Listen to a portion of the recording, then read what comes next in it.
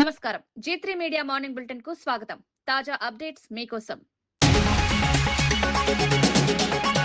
పవన్ కళ్యాణ్ త్వరగా కోలుకోవాలని ఎల్లమ్మ ఆలయంలో ప్రత్యేక పూజలు. సంపూర్ణ ఆరోగ్యంతో ప్రజాసేవకు రావాలని ప్రార్థన. పవన్ ఆరోగ్యం కోసం అమ్మవారికి ప్రత్యేక అర్చనలు. త్వరగా కోలుకోవాలని రాష్ట్ర వ్యాప్తంగా అభిమానుల ప్రార్థనలు.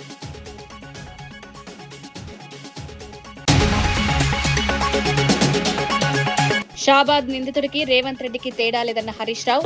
6గురి హత్యపై తెలంగాణ సీఎం స్పందించకపోవడం దారుణం. షాబాద్ ఘటన సమయంలో పోలీసు అధికారి గోల్ఫ్ ఆడుతున్నారనే ఆరోపణ. శాంతి భద్రతల పరిరక్షణలో కాంగ్రెస్ విఫలం.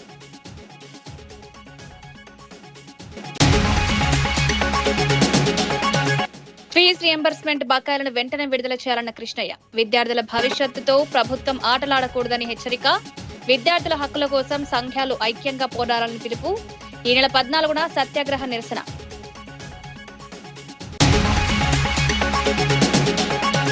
కులాలు మతాల మధ్య చిచ్చు పెట్టేందుకు వైసీపీ కుట్ర చేస్తోందన్న విజయ్ కుమార్. ప్రజారంజక పాల్వలను ఓర్వలేక వైసీపీ ప్రజలను రెచ్చగొడుతోందని విమర్శ. దళిత క్రైస్తవుల అంశానికి రాజకీయ ప్రయోజనాలకు వక్రీకరిస్తున్నారని ఆరోపణ. వైసీపీ కుట్ర రాజకీయాలను రాష్ట్ర ప్రజలు నమ్మే పరిస్థితి లేదని స్పష్టం. కాళేశ్వరం వైఫల్యాలపై అసెంబ్లీ చర్చకు రావాలని హరీష్ కు సవాల్. మేడిగడ్డ బ్యారేజ్ కుంగుబాటుకు కేసీఆర్ కుటుంబమే కారణమన్న అద్దంకి. రాజకీయ లబ్ధి కోసం హరీష్ అబద్దాలు. కాళేశ్వరం వాస్తవాలను ప్రజల ముందుంచేందుకు ప్రభుత్వం సిద్ధం. షాబాద్ హత్య కేసులో నిందితుడి ఆలోచన తీరుకు ముఖ్యమంత్రి రేవంత్ రెడ్డి వ్యాఖ్యలకు తేడా కనిపించడం లేదని ఆరోపించారు. ముఖ్యమంత్రి ఇటీవల చేసిన వ్యాఖ్యలను చూస్తే అదే భావన కలుగుతోందని హరీష్ రావు అన్నారు. షాబాద్ లో 6గురు ప్రాణాలు కోల్పోయిన అత్యంత దారుణ ఘటనపై పక్క రాష్ట్ర ముఖ్యమంత్రి స్పందించారని, కానీ తెలంగాణ ముఖ్యమంత్రి హోంమంత్రి మాత్రం స్పందించలేదని విమర్శించారు. రాష్ట్రంలో ఇంత పెద్ద ఘటన జరిగినప్పటికీ ప్రభుత్వం నిర్లక్ష్యంగా వ్యవహరిస్తోందని మండిపడ్డారు. ఘటన జరిగిన సమయంలో ఓ పోలీసు ఉన్నతాధికారి గోల్ఫ్ ఆడుతూ సమయం గడిపారని హరీష్ రావు ఆరోపించారు. బాధిత కుటుంబాలకు ప్రభుత్వం వెంటనే న్యాయం చేయాలని డిమాండ్ చేశారు. శాంతి భద్రతల పరిరక్షణలో కాంగ్రెస్ ప్రభుత్వం పూర్తిగా విఫలమైందని విమర్శించారు. ఒక ఉన్మాదిగా వ్యవహరించినాడు. ఎంత బాధ కలుగుద్దంటే, పాపం ఇప్పుడు ఒక్క అమ్మాయి మిగిలింది అక్కడ. చెవులు వినబడవు, మాటలు రావు, కాళ్ళు లేవు. ఇప్పుడు ఆ అమ్మాయి పరిస్థితి ఏంటి? ఇంట్లో 6గురిని చంపేసిండు వాడు, ఒక్కటి మాత్రమే మిగిలింది. ఆ బిడ్డ, ఆ చిన్న పసిపాప, ఆమె కూడా పెళ్లిగాని అమ్మాయి. ఇప్పుడు ఆ పిల్ల పరిస్థితి ఏంటి? ఇంత జరిగితే పక్క రాష్ట్ర ముఖ్యమంత్రి స్పందించిండు ఆ సంఘటన మీద, కానీ ఈ రాష్ట్ర ముఖ్యమంత్రికి కనీసం ఆ సంఘటన మీద స్పందించలేదు ఇప్పటిదాకా. ఒక సీనియర్ అధికారి, ఈ రాష్ట్రానికి చెందిన ఒక ఉన్నతాధికారి, పోలీస్ అధికారి, నిన్న గోల్ఫ్ కోర్సులో హైదరాబాద్ గోల్ఫ్ క్లబ్లో గోల్ఫ్ ఆడుతున్నాడు నిన్న మధ్యాహ్నం పూట. ఈ రాష్ట్రంలో లా అండ్ ఆర్డర్ పరిస్థితి ఏముంది? అసలు ముఖ్యమంత్రి పాలన ఎట్లుందంటే, నువ్వెట్లున్నావో నీ పరిపాలన కూడా గట్లే ఉంది.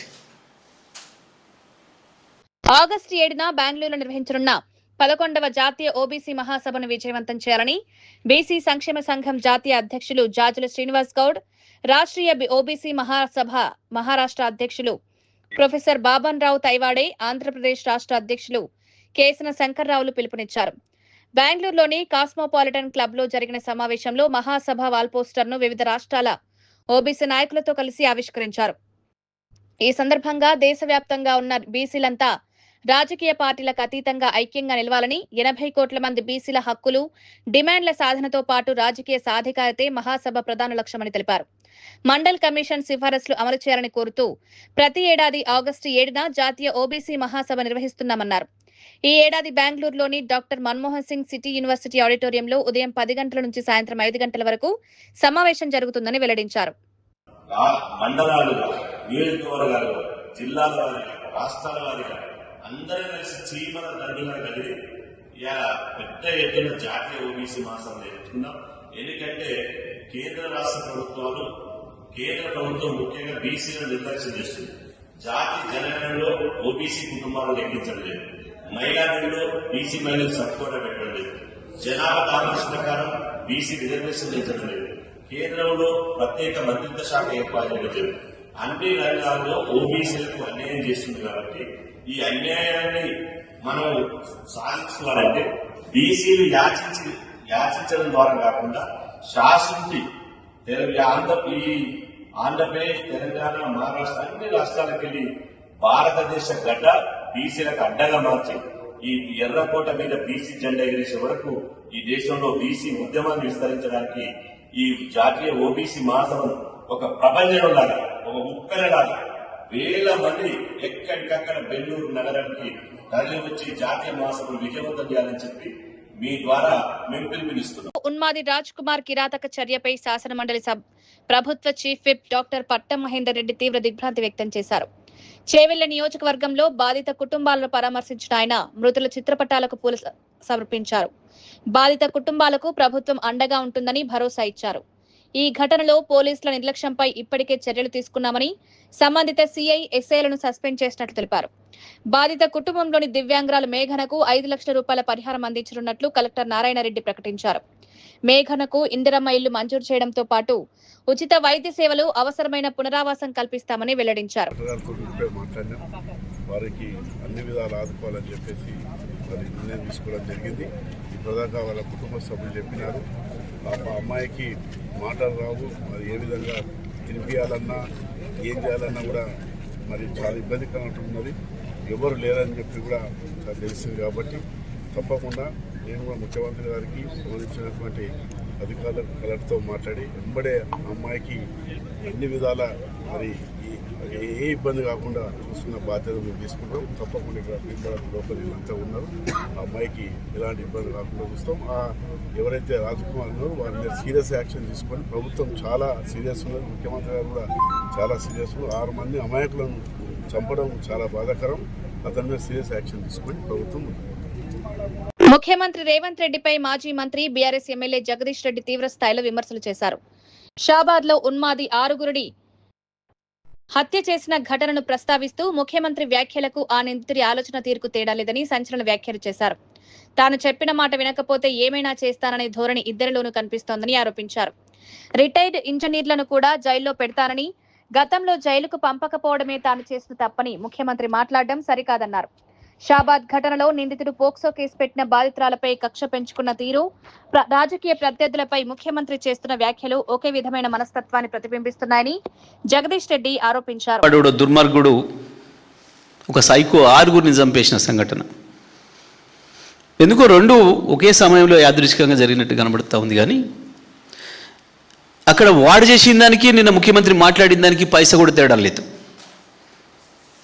షాబాదులో ఒక సైకోగాడు చేసిన నేరానికి భార్య పిల్లలతో పాటు ఒక అమాయకురాలైన అమ్మాయిని, వాళ్ళ కుటుంబ సభ్యుల్ని కూడా దుర్మార్గంగా నరికివేసిన సన్నివేశానికి నిన్న ఇక్కడ ముఖ్యమంత్రి మాట్లాడిన పత్రికా విలేకరుల సమావేశానికి ఏమి తేడా కనబడతలేదు. ఇద్దరిది ఒకే తీరు మనస్తత్వం కనబడుతుంది. మీరు కొంచెం జాగ్రత్తగా అబ్జర్వ్ చేస్తే. ఎందుకు చెప్తున్నాను ఈ మాట అంటే, తనకు నచ్చకపోతే, తను అనుకున్నట్టు జరగకపోతే, తను చెప్పిన మాట వినకపోతే, తను చెప్పిందే ఇతరులు మాట్లాడకపోతే నేను ఏమైనా చేస్తా, నరికి చంపి నెత్తురు పొలాలలో జల్తా. వాడు చేసింది అదే. నిన్న జైల్లో పెడతా, రిటైర్డ్ ఇంజనీర్లను కూడా జైల్లో పెడతా. జైల్లో పెట్టకపోవడమే నేను చేసిన తప్పు. సేమ్ వాడేం ఆలోచించిండో, పోక్సో కేసు పెట్టిన అమ్మాయి గురించి వాడేం ఆలోచించిండో, ఇవాళ నిన్న ఈయన ముఖ్యమంత్రి కూడా అదే ఆలోచిస్తున్నాడు. వాడు ఏ రకంగా నరికి చంపిండో ఈయన కూడా అదే చేయాల్సి ఉంటుంది, అయ్యా చేయిస్తాను మాట్లాడుతున్నాడు ముఖ్యమంత్రి. ఎందుకంటే తెలంగాణ ప్రజల తరఫున ప్రశ్నించినందుకు, నీ ధనదాహాన్ని బయట పెడుతున్నందుకు, తెలంగాణ పట్ల నీకుండే విద్వేషాన్ని ప్రజలకు చూపిస్తున్నందుకు, వాడికి ఎట్లయితే అడ్డం వచ్చిండ్రు అని భావించి చంపిండో ఈడ కూడా గట్లనే నీకు అడ్డం వస్తున్నారు. కాబట్టి వీళ్ళు నీ ధనదాహానికి చంపేస్తా. విశాఖపట్నం పరిసర ప్రాంతాల్లో సంభవించిన భూకంపం, స్వల్ప భూకంపనలపై ఆంధ్ర యూనివర్సిటీ జియోఫిజిక్స్ విభాగం ప్రొఫెసర్ డాక్టర్ పెంటకోట త్రినద్రావు కీలక విషయాలు వెల్లడించారు. విశాఖ పరిసరాల్లో నమోదైన భూ ప్రకంపనలు తక్కువ లోతులో మోస్తరు తీవ్రతతో సంభవించినట్లు తెలిపారు. ఈ ప్రకంపనల కారణంగా ప్రజలకు ఎలాంటి ప్రమాదం లేదని స్పష్టం చేశారు. బంగాళాఖాతాన్ని కేంద్రంగా చేసుకుని భూకంపం సంభవించిందని, ప్లేట్ టెక్టోనిక్ కదలికలే దీనికి ప్రధాన కారణమని వివరించారు. భూమి లోపలి పొరల్లో సహజంగా జరిగే కదలికల వల్ల ఇలాంటి ప్రకంపనలు నమోదవుతుంటాయని తెలిపారు. విశాఖలో పలు చోట్ల ప్రజలు స్వల్ప ప్రకంపనలు గుర్తించినప్పటికీ ఆందోళన చెందాల్సిన అవసరం లేదన్నారు. భూకంప తీవ్రత, కేంద్రం, లోతు వంటి అంశాలను జియోఫిజిక్స్ నిపుణులు పరిశీలిస్తున్నట్లు చెప్పారు. Scale, the intensity of it is 4.5. This 4.5 indicating that it is a moderate earthquake. So it is a shallow earthquake and whose epicenter is 10 kilometer depth of the Bay of Bengal, which is situated 225 kilometers from Kakinada coast. So this is totally a shallow earthquake, but it's no problem at all. Because actually the region of this earthquake is we have a plate tectonics. So actually the world is divided into number of plates in which our Indian plate is moving towards north, which is collide with Eurasian plate and Burma plate. So whenever it is colliding towards that, what is the Eurasian plate and Burmese plate, there may be a possibility of the earthquake. So according to that, here today's earthquake is not this total movement of the Indian plate towards Eurasian plate, but it may be due to actually there are number of plates lying over the Bay of Bengal. So this is towards from north to south. Actually, these plates which are underneath the surface of the ocean, which is from north to south.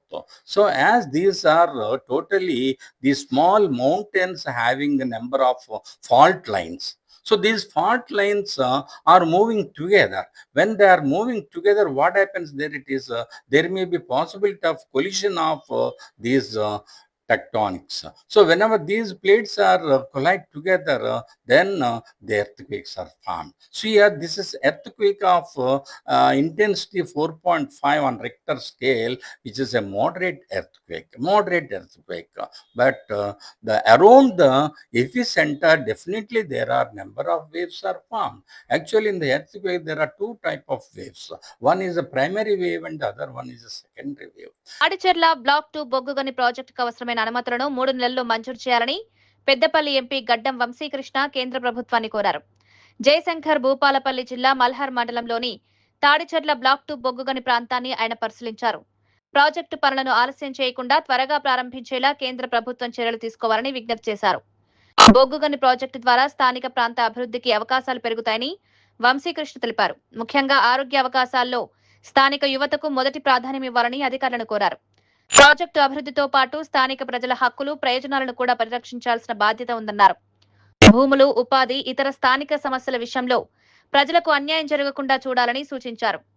కేంద్ర ప్రభుత్వం త్వరగా అనుమతులిచ్చి పనులు ప్రారంభిస్తే ఈ ప్రాంత యువతకు ఉపాధితో పాటు స్థానిక ఆర్థిక వ్యవస్థ కూడా బలోపేతమవుతుందని పేర్కొన్నారు.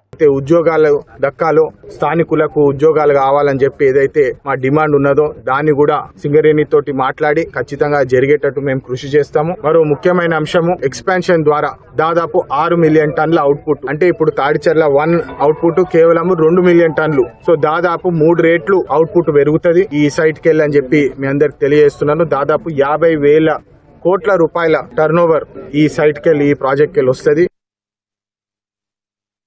తెలంగాణలో పెండింగ్ లో ఉన్న ఫీజుల రియంబర్స్మెంట్ బకాయిలను ప్రభుత్వం వెంటనే విడుదల చేయాలని Rajya Sabha MP R Krishnaiah demand చేశారు.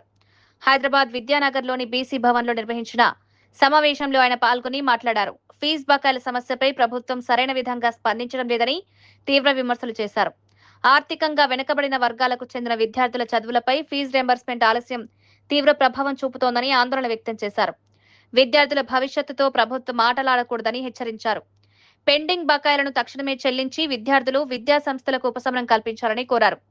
విద్యార్థుల హక్కుల కోసం విద్యార్థి, బీసీ, ప్రజా సంఘాలు ఐక్యంగా పోరాటం చేయాలని పిలుపునిచ్చారు. ఈ నెల 14న నిర్వహించనున్న సత్యాగ్రహ నిరసన కార్యక్రమంలో పెద్ద సంఖ్యలో పాల్గొనాలని కోరారు. లాగా తీసుకొస్తాం, మీరందరూ కలిసి రావాలని ప్రతి ఒక్కరికి నేను విజ్ఞప్తి చేస్తున్నా. అది ఏ మాత్రం జాప్యం చేయకుండా ఇప్పుడు విద్యార్థులను ఆదుకోవడానికి 120 బీసీ హాస్టళ్లు, 150 బీసీ రెసిడెన్షియల్ పాఠశాలలు మంజూరు చేయాలి. అదే విధంగా ఫీజుల బకాయిలు 8,000 కోట్లు వెంటనే రిలీజ్ చేయాలి. అందులో భాగంగా ఈ నెల 14న జరుగుతున్న సత్యాగ్రహ దీక్షకు అందరినీ నేను ఓపెన్ గా ఆహ్వానిస్తున్నా. వచ్చి మీరు మద్దతు ప్రకటించండి అని చెప్పి నేను విజ్ఞప్తి చేస్తున్నా. ఈ నెల 16న రాష్ట్ర వ్యాప్తంగా అన్ని జిల్లా కేంద్రాల్లో, మండల కేంద్రాల్లో, నియోజకవర్గ కేంద్రాల్లో కాలేజీలు బైకాట్ చేసి ర్యాలీలు తీసి MRO office, collector office, RDO ఆఫీసులు ముట్టడి చేయాలని చెప్పి పిలుపునిస్తున్నారు. భూభారతి చట్టాన్ని సమర్థవంతంగా అమలు చేసేందుకు భూముల రీసర్వేకు అత్యంత ప్రాధాన్యమివ్వాలని మంత్రి పొంగులేటి శ్రీనివాసరెడ్డి అధికారులను ఆదేశించారు. ఖమ్మం జిల్లా పర్యటనలో భాగంగా భూభారతి, ఇందిరమ్మ ఇల్లు, ఇతర అభివృద్ధి కార్యక్రమాలపై అధికారులతో సమీక్ష నిర్వహించారు. రైతుల భూములకు పూర్తి భద్రత కల్పించడమే ప్రభుత్వ ప్రధాన లక్ష్యమని మంత్రి స్పష్టం చేశారు. భూ సమస్యల పరిష్కారంలో అధికారులు నిర్లక్ష్యం చేయకుండా క్షేత్రస్థాయిలో పరిశీలించి సమస్యలను వేగంగా పరిష్కరించాలని సూచించారు. భూముల రికార్డుల్లో తప్పులు, వివాదాలను గుర్తించి రీసర్వే ద్వారా సరిచేయాలని ఆదేశించారు. ఇందిరమ్మ ఇళ్ల నిర్మాణ పనులను కూడా వేగవంతం చేయాలని అధికారులకు సూచించారు. వాతావరణ పరిస్థితులకు అనుగుణంగా రైతులు పంటలు సాగు చేసేలా అవగాహన కల్పించాలన్నారు. రైతుల ప్రయోజనాలు, భూ హక్కుల పరిరక్షణ విషయంలో ప్రభుత్వం రాజీ పడదని పొంగులేటి స్పష్టం చేశారు. కార్యక్రమాలు చేశాం. భవిష్యత్తులో కూడా శంకరన్న, వారి సతీమణి సర్పంచ్ గారు చెప్పినట్లు అనేక అభివృద్ధి కార్యక్రమాలు చేయటానికి నేను సిద్ధంగా ఉన్నాను. అంతేకాదు, అభివృద్ధి కార్యక్రమాలతో పాటు సంక్షేమ కార్యక్రమాలకి గౌరవ ముఖ్యమంత్రి రేవంత్ రెడ్డి గారి నాయకత్వంలోని మన ప్రభుత్వం ప్రతి పేదవాళ్ళకి అనేక సంక్షేమ కార్యక్రమాలు ఇస్తున్నాం. ఇల్లు 2వ విడత ఇప్పుడే ఇచ్చాం, మళ్ళీ 3వ విడత ఇస్తాం, 4వ విడత ఇస్తాం. ఇల్లు రాలేదని ఎవరూ కూడా రంది పడాల్సిన అవసరం లేదు. అర్హులైన ప్రతి పేదవాడికి ఇందిరమ్మ ఇల్లు ఇచ్చి తీరుతాం. సన్న బియ్యం ఇస్తున్నాం, 200 యూనిట్లు ఉచిత కరెంట్ ఇస్తున్నాం. 0 వడ్డీకి నా డాక్రా మహిళల ఆడబిడ్డలకి ఇప్పటికే రాష్ట్ర వ్యాప్తంగా 63,000 కోట్ల రూపాయలు 0 వడ్డీకి రుణాన్ని ఇప్పించాం. ఇలా అనేక కార్యక్రమాలు ఈ ప్రభుత్వ పక్షాన చేసుకుంటున్నాం. మా ఆడబిడ్డలు, అన్నదమ్ములు చల్లగా ఉండాలని, రైతుని రాజును చేయాలని, నిరుద్యోగ యువతకి ఉద్యోగాలు మరిన్ని కల్పించాలన్నదే ఈ ప్రభుత్వం యొక్క లక్ష్యమని మీ అందరికీ చెప్తూ, అదే రకంగా ఇళ్ల స్థలాలు గతంలో ఇచ్చి పొజిషన్ సర్టిఫికెట్ అయినోళ్ళు కొత్తగా ఇళ్ల స్థలాలు ఇచ్చేవి కూడా 16 మందికి 16 పొజిషన్ సర్టిఫికెట్లు, 10 కొత్త ప్లాట్లు, మొత్తం 26కి ఇప్పుడే మీ అందరికీ ఈ సర్టిఫికెట్లు ఇవ్వటం జరుగుతుంది. ఇది పేదవాడి ప్రభుత్వం, పేదవాడి కష్టం తెలిసిన ప్రభుత్వం కాబట్టి ఇక్కడ ఏర్పాటు చేయడం జరుగుతుందని చెప్తూ సెలవు తీసుకుంటున్నాను. డిప్యూటీ సీఎం పవన్ కళ్యాణ్ త్వరగా కోలుకోవాలని కోరుతూ గడప జిల్లా రాజంపేటలో జనసేన నాయకులు, కార్యకర్తలు ప్రత్యేక పూజలు నిర్వహించారు. రాజంపేట ఎల్లమ్మ ఆలయంలో అమ్మవారిని దర్శించుకున్న జనసేన నేతలు పవన్ కళ్యాణ్ సంపూర్ణ ఆరోగ్యంతో త్వరగా ప్రజాసేవలోకి రావాలని ప్రార్థించారు. ఇటీవల శస్త్రచికిత్స చేయించుకున్న పవన్ కళ్యాణ్ ఆరోగ్యం మెరుగుపడాలని ఆలయంలో ప్రత్యేక అర్చనలు చేపట్టారు. పవన్ కళ్యాణ్ కు ప్రజల ఆశీస్సులతో పాటు దైవానుగ్రహం ఎల్లప్పుడూ ఉంటుందని జనసేన నాయకులు పేర్కొన్నారు. రాష్ట్ర ప్రజల కోసం నిరంతరం పనిచేస్తున్న పవన్ కళ్యాణ్ త్వరగా కోలుకుని తిరిగి అధికార కార్యక్రమాల్లో పాల్గొనాలని ఆకాంక్షించారు. ఈ సందర్భంగా జనసేన కార్యకర్తలు అమ్మవారికి ప్రత్యేక పూజలు, హారతులు సమర్పించారు.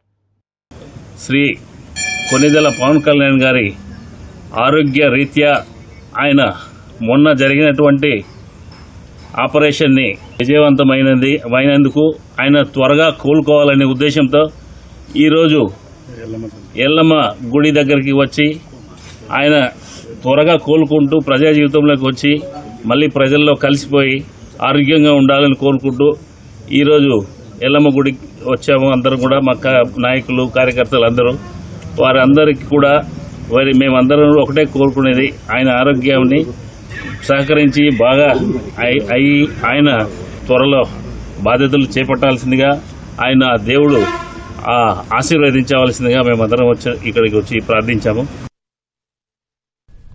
చంద్రయ్య కొట్టాలు కాలనీలో వెంటనే సీసీ రోడ్లు నిర్మించాలని CPI ML new democracy party ఆధ్వర్యంలో స్థానికులు నిరసన చేపట్టారు.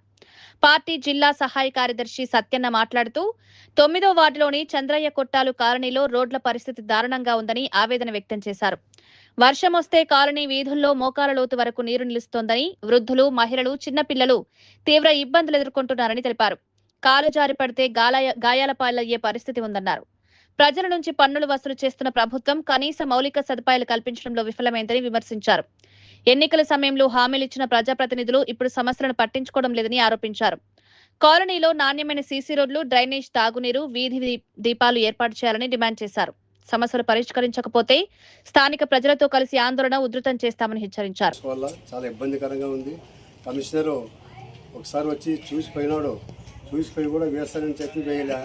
ఎమ్మెల్యే గెలిచి 2 సంవత్సరాలు అయినా మీకు రోడ్లు ఖచ్చితంగా వేస్తానని హామీ ఇచ్చి పోయినాడు. ఇంట్లో కూర్చున్న ఓట్లు వేసుకొని ఇంట్లో కూర్చున్నాడు, మర్చిపోయినాడు ప్రజలకి.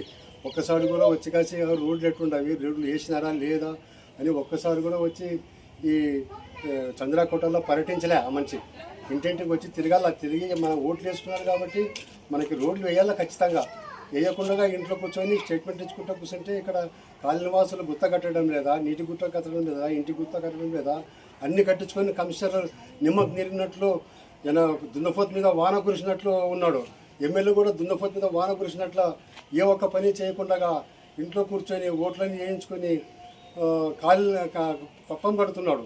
కాబట్టి మనకి చంద్రయ్య కొట్టాల్లో రోడ్లన్నీ వెంటనే వేయాలని న్యూ డెమోక్రసీ పార్టీగా మేము డిమాండ్ చేస్తున్నాము. ఇప్పుడు న్యూ డెమోక్రసీ పార్టీ కార్యదర్శి సిపిఎం ఎంఎల్ సత్యన్న గారు మాట్లాడాల్సిందిగా కోరుతున్నాం. కామ్రేడ్స్, ఈరోజు సిపిఎంఎల్ న్యూ డెమోక్రసీ పార్టీ ఆధ్వర్యంలో చంద్రయ్య కొట్టాలందు ధర్నా కార్యక్రమం సీసీ రోడ్డు కొరకు చేపట్టడం జరిగింది.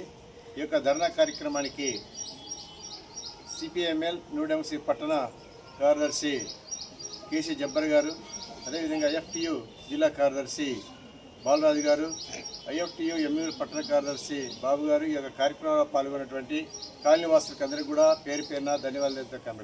కాబట్టి ఎంతో కాలంగా చంద్రయ్య కొట్టాలంటే మరి దగ్గర 40-50 సంవత్సరాల నుంచి ఈ కాలనీ నిర్మాణం జరిగింది. ఈ కాలనీలోన అరకొర సీసీ రోడ్లు వేసి చేయి దులుపుకోవడము మున్సిపాలిటీ కమిషనర్ది ఇది సరైనది కాదని మేము డిమాండ్ చేస్తున్నాం. ఇప్పటికైనా కానీ మున్సిపాలిటీ కమిషనర్ వెంటనే స్పందించి చంద్రయ్య కొట్టాల్లో రాష్ట్రంలో వివిధ మతాలు, కులాల మధ్య చిచ్చుపెట్టి అలజడి సృష్టించేందుకు వైసీపీ కుట్ర చేస్తోందని ఎమ్మెల్యే సుందరపు విజయ్ కుమార్ తీవ్ర ఆరోపణలు చేశారు. విశాఖపట్నంలో నిర్వహించిన మీడియా సమావేశంలో ఆయన వైసీపీ తీరుపై మండిపడ్డారు. కూటమి ప్రభుత్వం ప్రజారంజక పాలన అందిస్తుంటే ఓర్వలేక వైసీపీ ప్రజలను రెచ్చగొట్టే ప్రయత్నం చేస్తోందని విమర్శించారు. దళిత క్రైస్తవుల అంశంపై సుప్రీంకోర్టు ఇచ్చిన ఆదేశాలను రాజకీయ ప్రయోజనాల కోసం వక్రీకరిస్తున్నారని ఆరోపించారు. ఉండి నియోజకవర్గంలో రఘురామకృష్ణంరాజుకు సంబంధించిన ఆలయ వివాదాన్ని కూడా కావాలనే పెద్దది చేసి ప్రజల మధ్య విభేదాలు సృష్టించే ప్రయత్నం చేస్తున్నారని మండిపడ్డారు. మత విశ్వాసాలు, కులాల పేరుతో రాజకీయాలు చేయడం సరికాదని విజయ్ కుమార్ అన్నారు. రాష్ట్రంలో శాంతియుత వాతావరణాన్ని దెబ్బతీసే చర్యలను ప్రజలు గమనిస్తున్నారన్నారు. వైసీపీ కుట్ర రాజకీయాలను ప్రజలు నమ్మే పరిస్థితి లేదని స్పష్టం చేశారు. విఘాతం కలిగించడానికి వైఎస్ఆర్సీపీ పార్టీ కుట్ర పన్నుతుంది. దీనికి ప్రజలందరూ కూడా గమనించాల్సిన పరిస్థితి ఉంది. ఇందులో ముఖ్యంగా వాస్తవాలు చెప్పాలంటే దళిత క్రైస్తవులు విషయం మీద సుప్రీంకోర్టు దగ్గర నుంచి వచ్చిన కొంత సుప్రీంకోర్టు ఏదైతే డైరెక్షన్స్ ఇచ్చిందో ఇది జరుగుతున్న సమయంలో, అలాగే రఘురామకృష్ణరాజు గారు ఉండి నియోజకవర్గంలో ఏదైతే టెంపుల్ గురించి మరి మీరు చూసే ఉంటారో అది కూడా పెద్ద ఇష్యూ కింద క్రియేట్ చేసి ఎక్కడికక్కడ రెచ్చగొట్టే ధోరణిలో పూర్తిగా కుట్రలు పన్నుతున్నారు. ఇది పూర్తిగా మనం ఒకసారి ఆలోచించుకుంటే అయోధ్య రామ మందిరానికి భక్తులు సమర్పించిన విరాళాల వినియోగంపై వచ్చిన ఆరోపణలపై పారదర్శక విచారణ జరపాలని కాంగ్రెస్ డిమాండ్ చేసింది. రాముడు ఏ ఒక్క రాజకీయ పార్టీకి చెందినవాడు కాదని, దేశ ప్రజలందరి ఆరాధ్య దైవమని ఏఐసీసీ ఇన్ఛార్జి చల్లా వంశీచంద్ రెడ్డి స్పష్టం చేశారు. భక్తులు ఎంతో విశ్వాసంతో సమర్పించిన విరాళాల నిర్వహణలో అవకతవకలు జరిగాయనే ఆరోపణలు తీవ్ర ఆందోళన కలిగిస్తున్నాయని తెలిపారు. ఈ అంశాన్ని రాజకీయ కోణంలో చూడకుండా వాస్తవాలను ప్రజల ముందుంచాల్సిన బాధ్యత ఉందన్నారు. విరాళాలు ఎలా వినియోగించారు, ఆరోపణలు నిజమెంత అనే విషయాలపై సమగ్ర విచారణ చేపట్టాలని డిమాండ్ చేశారు.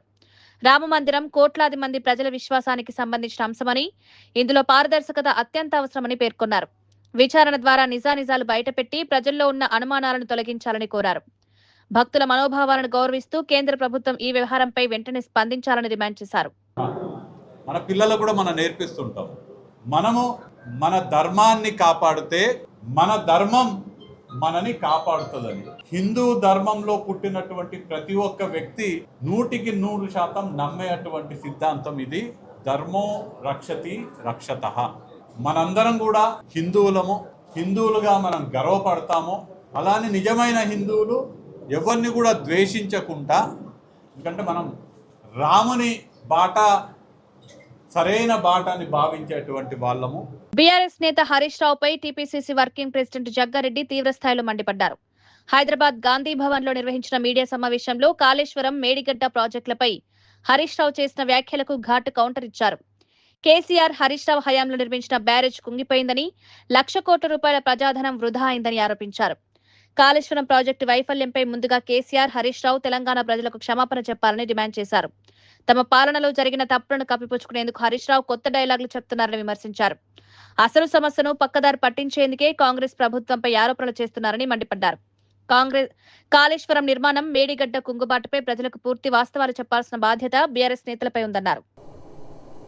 అది ఫైనాన్స్ మినిస్టర్ ఉన్నప్పుడు అక్కడి నుంచే ఉండేవి. కాబట్టి బెటర్ ఏంటంటే ఇప్పుడు మీ బీజేపీ కీ ఎంపీవి కాబట్టి మీరు బెటర్ ఇది ఈ కోఆర్డినేషన్ చేయండి. ఇప్పుడు ముఖ్యమంత్రి గారు రెడీ ఉన్నారు, మా మినిస్టర్ గారు రెడీ ఉన్నారు, వాళ్ళని రెడీ చేయండి. అక్కడ కేసీఆర్ గారిని, హరీష్ రావు రెడీ చేయండి. మీరు ఎట్లా ఫోన్లలో మాట్లాడుకుంటారు కదా, రెడీ చేసి ఢిల్లీకి లెటర్ రాసేసేయండి. అది కూడా ఒక సొల్యూషన్ దొరుకుతుంది. ఇక ఈ టీవీలలో ముందు మాట్లాడు బంద్ చేసేయండి. ఇక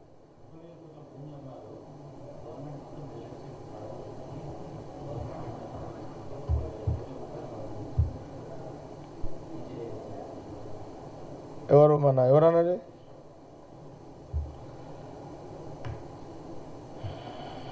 ఇప్పుడు ఫస్ట్ మీరు రాష్ట్రాన్ని అప్పులపాలు చేసింది మీరు. ఏం చేయాలో అర్థం కాక నెత్తి వాళ్ళ కొట్టుకుంటుంది మేము. అయ్యా అప్పులు చేసే కొడుకు నెత్తి వాళ్ళ కొట్టుకున్నట్టు ఉంది ఇక్కడ కథ కదా. అయ్యా అసలు చేస్తే కొడుకు ఏమన్నా ఇల్లు సదురుతాడు, కానీ అయ్యా అప్పులు చేసిపోతే కొడుకు ఏం చేయాలి? అటు అప్పులు కట్టాలి, ఇటు ఇల్లు సంసారం చేయాలి కదా. ఇప్పుడు ముఖ్యమంత్రి గారు రేవంత్ రెడ్డి గారు 2 బాధ్యతలు ఉన్నాయి. కేసీఆర్ గారు చేసిన అప్పుకి మిత్తి కట్టాలి, కేసీఆర్ చేసిన అప్పుకు కొంతన్న అసలు కొట్టాలి, ఇక్కడ పథకాలు అమలు చేయాలి, పాలన చేయాలి, ప్రభుత్వాన్ని నడపాలి. బీఆర్ఎస్ నేత హరీష్ రావుపై ప్రభుత్వ విప్ అద్దంకి దయాకర్ తీవ్ర స్థాయిలో ధ్వజమెత్తారు. గాంధీ భవన్ లో మీడియాతో మాట్లాడిన ఆయన కాళేశ్వరం ప్రాజెక్టు, మేడిగడ్డ బ్యారేజ్ కుంగుబాటుకు కేసీఆర్ కుటుంబమే కారణమని ఆరోపించారు. లోపభూయిష్టమైన డిజైన్లు, నిర్మాణ వైఫల్యాల కారణంగానే మేడిగడ్డ బ్యారేజ్ సమస్యలు ఎదుర్కొంటుందని విమర్శించారు. బ్యారేజ్ లో నీటిని నిల్వ చేస్తే ప్రమాదం ఉందని నిపుణుల నివేదికలు స్పష్టం చేస్తున్నప్పటికీ హరీష్ రావు రాజకీయ లబ్ధి కోసం అబద్దాలు ప్రచారం చేస్తున్నారని మండిపడ్డారు. తెలంగాణ ప్రజలను తప్పుదోవ పట్టించే ప్రయత్నాలను బీఆర్ఎస్ మానుకోవాలని సూచించారు. కాళేశ్వరం ప్రాజెక్టులో జరిగిన అవినీతి, నిర్మాణ వైఫల్యాలపై చర్చించేందుకు దమ్ముంటే అసెంబ్లీకి రావాలని హరీష్ రావుకు సవాల్ విసిరారు. బహిరంగ చర్చలో అన్ని వాస్తవాలను ప్రజల ముందుంచేందుకు కాంగ్రెస్ ప్రభుత్వం సిద్ధంగా ఉందని స్పష్టం చేశారు. మీరు ప్రాజెక్టు దగ్గర చూసిండ్రా, కానీ దాని ఓవరాల్ వ్యూ చూసిండ్రా? ఎక్కడి నుంచి ఏ నది వచ్చినాక ఏం తీరుతుంది అనేది. హరీష్ రావు ఒక నీట్ ఎక్స్పర్ట్, కేసీఆర్ ఒక నీట్ ఎక్స్పర్ట్. ఎన్డీఎస్ఏ రిపోర్టు నమ్మాలనా, నీ దొంగ మాటలు నమ్మాలనా? ఎన్డీఎస్ఏ అని కాదని హరీష్ రావు చెప్పిండని ఇలా చేయాలనా? నాకు 3 నెలలు అని బతిలాడుకుంటున్నావు కదా. 9.5 సంవత్సరాల్లో 4 సంవత్సరాలు నువ్వే ఇరిగేషన్ శాఖ మంత్రి ఎలుగబెడితీవు కదా. 3 నెలలు ఇస్తే ఏం చేస్తావు?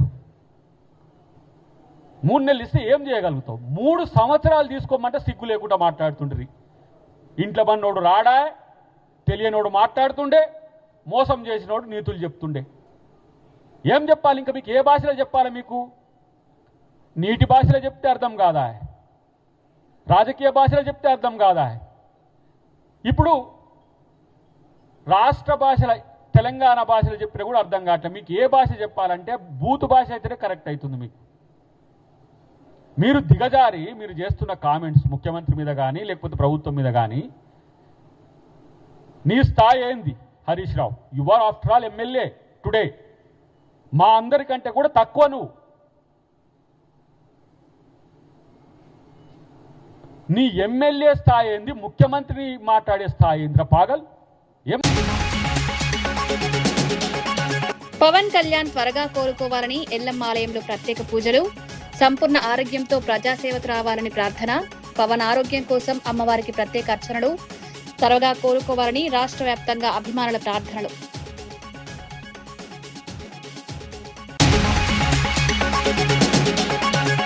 షాబాద్ నిందితుడికి రేవంత్ రెడ్డికి తేడా లేదన్న హరీష్ రావు, 6గురి హత్యపై తెలంగాణ సీఎం స్పందించకపోవడం దారుణం. షాబాద్ ఘటన సమయంలో పోలీసు అధికారి గోల్ఫ్ ఆడుతున్నారనే ఆరోపణ, శాంతి భద్రతల పరిరక్షణలో కాంగ్రెస్ విఫలం.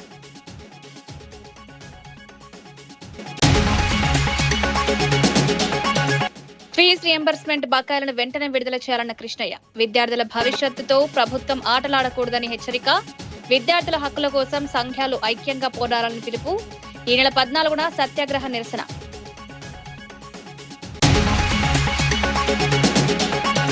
కులాలు మతాల మధ్య చిచ్చు పెట్టేందుకు వైసీపీ కుట్ర చేస్తోందన్న విజయ్ కుమార్, ప్రజారంజక పాల్వలను ఓర్వలేక వైసీపీ ప్రజలను రెచ్చగొడుతోందని విమర్శ, దళిత క్రైస్తవుల అంశానికి రాజకీయ ప్రయోజనాలకు వక్రీకరిస్తున్నారని ఆరోపణ, వైసీపీ కుట్ర రాజకీయాలను రాష్ట్ర ప్రజలు నమ్మే పరిస్థితి లేదని స్పష్టం.